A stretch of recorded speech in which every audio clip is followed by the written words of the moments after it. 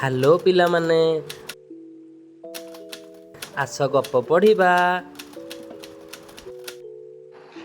ଆଜିର ଗପ ପେଢ଼ିରୁ ତୁମ ପାଇଁ ଗପଟିଏ।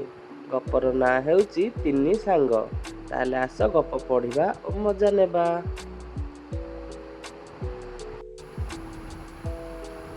ଗୋଟିଏ ଆମ୍ବ ଗଛ ଥିଲା।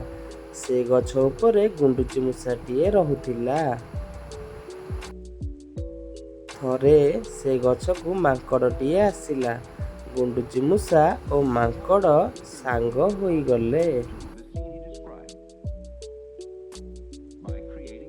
ଦିନେ ଚଢ଼େଇଟିଏ ସେଠାକୁ ଆସିଲା।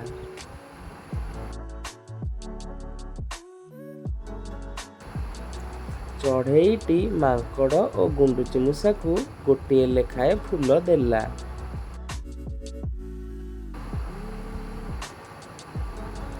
ମାଙ୍କଡ଼ ପାଚିଲା ଆମ୍ବଟିଏ ତୋଳିଲା। ସେ ଆମ୍ବଟିକୁ ଚଢ଼େଇକୁ ଦେଲା। ଗୁଣ୍ଡୁଚି ମୂଷା ବି ଆମ୍ବଟିଏ ତୋଳି ଚଢ଼େଇକୁ ଦେଲା।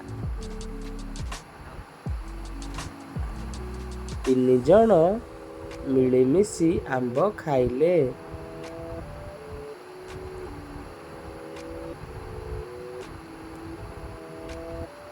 ଏହାପରେ ତିନି ଜଣ ସାଙ୍ଗ ପାଲଟି ଗଲେ। ସେମାନେ ମନ ଖୁସିରେ ଖେଳିବାକୁ ଲାଗିଲେ।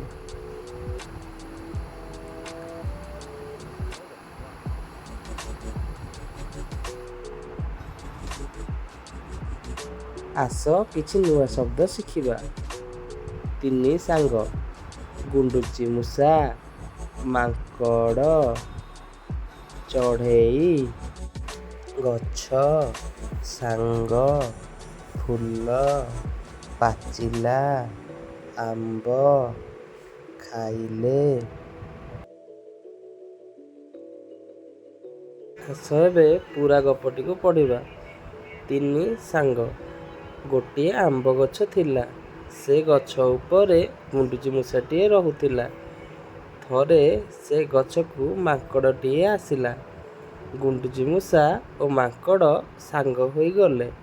ଦିନେ ଚଢ଼େଇଟିଏ ସେଠାକୁ ଆସିଲା। ଚଢ଼େଇଟି ମାଙ୍କଡ଼ ଓ ଗୁଣ୍ଡୁଚି ମୂଷାକୁ ଗୋଟିଏ ଲେଖାଏଁ ଫୁଲ ଦେଲା। ମାଙ୍କଡ଼ ପାଚିଲା ଆମ୍ବଟିଏ ତୋଳିଲା। ସେ ଆମ୍ବଟିକୁ ଚଢ଼େଇକୁ ଦେଲା। ଗୁଣ୍ଡୁଚି ମୂଷା ବି ଆମ୍ବଟିଏ ତୋଳି ଚଢ଼େଇକୁ ଦେଲା। ତିନି ଜଣ ମିଳିମିଶି ଆମ୍ବ ଖାଇଲେ। ଏହାପରେ ତିନି ଜଣ ସାଙ୍ଗ ପାଲଟି ଗଲେ। ସେମାନେ ମନ ଖୁସିରେ ଖେଳିବାକୁ ଲାଗିଲେ। ଆଚ୍ଛା ପିଲାମାନେ, ଗପଟି ତୁମକୁ କେମିତି ଲାଗିଲା କମେଣ୍ଟରେ ନିଶ୍ଚିତ ଜଣାଇବ। ଆଜି ପାଇଁ ଏତିକି। ଧନ୍ୟବାଦ।